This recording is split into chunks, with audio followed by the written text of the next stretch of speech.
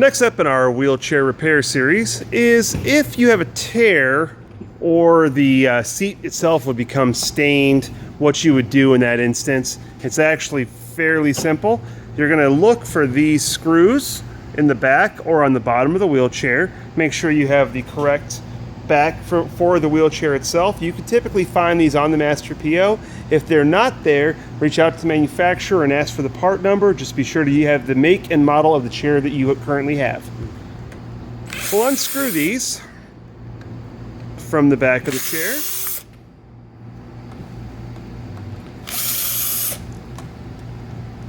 Companion wheelchairs will have the seat belt. That's going to come off as well when you're removing these, but that's all right.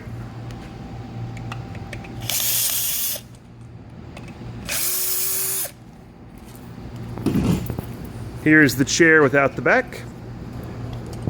It'll be easiest if you start from the top. That way the rest of the holes will align.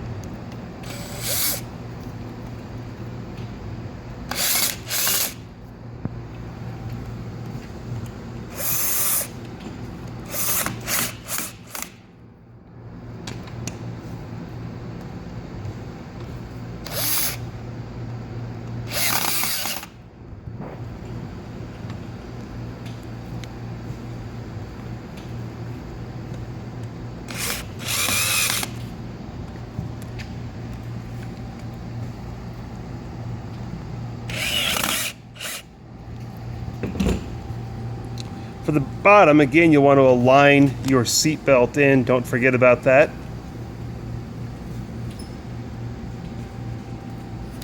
Once that's aligned, screw it back in.